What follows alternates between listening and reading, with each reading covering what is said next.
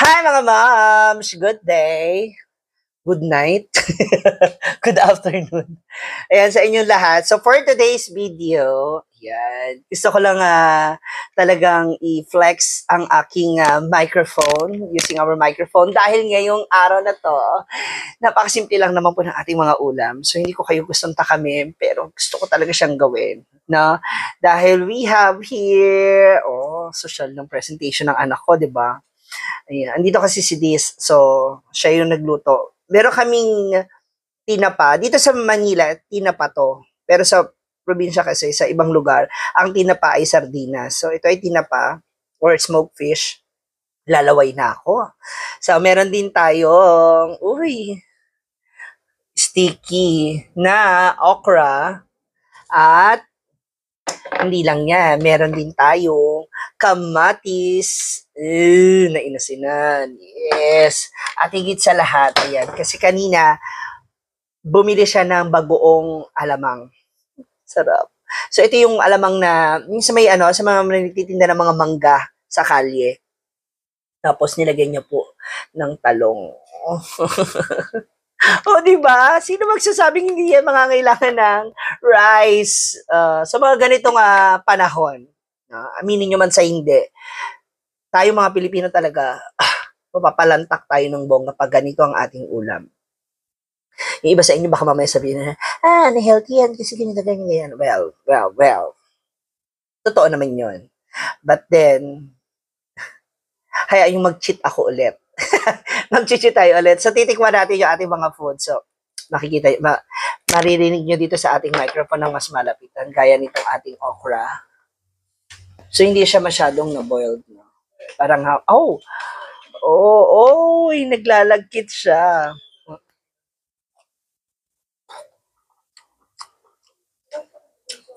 Sarap.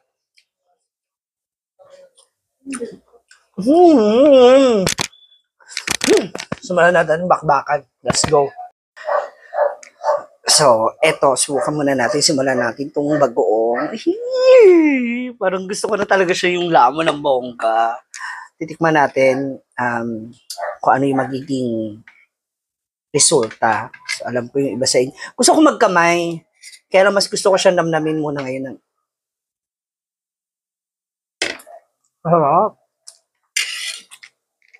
Naglalaban yung alat, yung tamis. Nalo sa bagoong.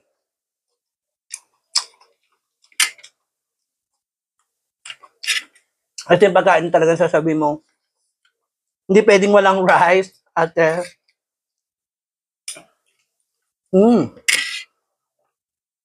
I love it! Kailangan masubukan nyo rin to. Tatakal na siya. Kakain na rin siya.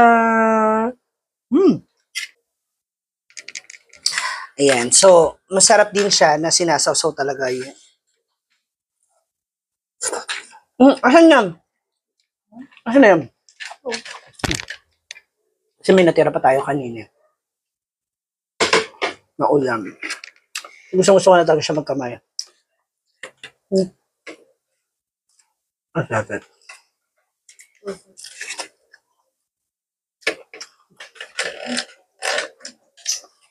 Naalala ko si Brenda kasi mahilig din talaga siya sa ganito. Actually, wala naman kami masyadong pili sa pagkain. Sabi nga ng iba, lantak lang ng lantak. I love it.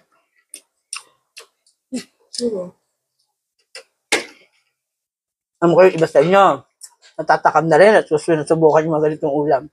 Diba? Wag. Sobrang umay na tayo sa karne o sa ano.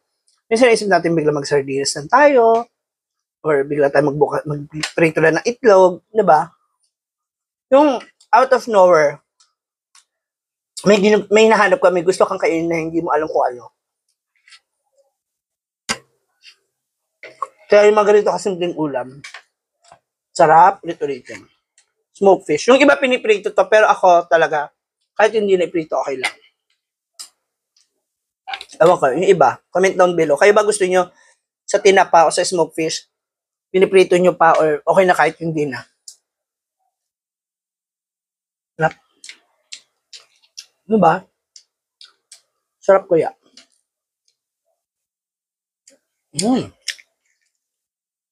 Oh my God.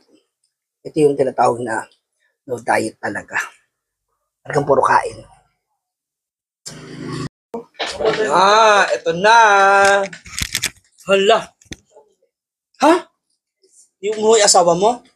Di, naglaro. No. Siya yung nagluto na ating ulam. Basketball or How was it? Sarap. Sarap? Yes. Bakit bigla ka nag-crave sa ganito? Nakita ko yung ulam ni kapitbahay. So, nainggit ka rin. Ayun po, oh. Diba? Tingnan nyo naman kung gaano siya kasarap. MG. So, ang ginawa mo dito ay, Pinarito. tapos bago mo ginisa dun sa bagoong. Sarap, diba? Perfect sa me. Ano? Sarap. Perfect. Iyain mo na si ate mo. Sabi mo, kain na. Kain na. Ito. Ayun mo. Si ate Brendo. Kain po. Ang gagawin. I really love the okra. Kung alam mong dry ka,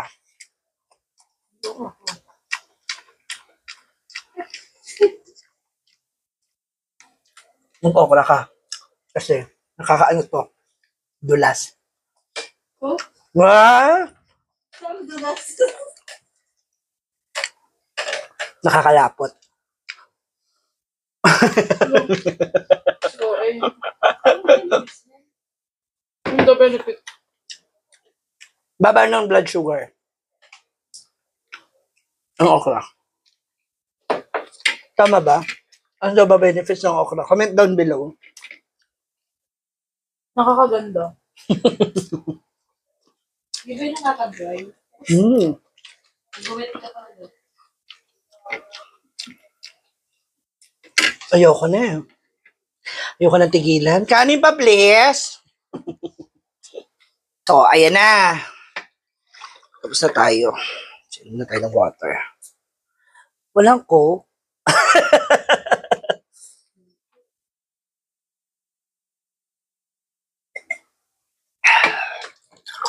Diba? Ang sarap. Lalo pag malamig yung tubig.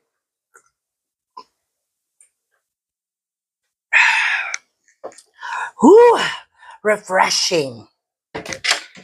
Ay. Thank you so much for watching. Sana nabusog ko rin kayo sa magsama at pagdamay niyo sa akin sa pagkain. Another craving satisfied, mga moms. Sana kayo rin na satisfied. So, kung gusto ninyo, matigay ako. So, kung gusto niyo rin matikman yung ganitong ulam, bili lang kayo sa palengke.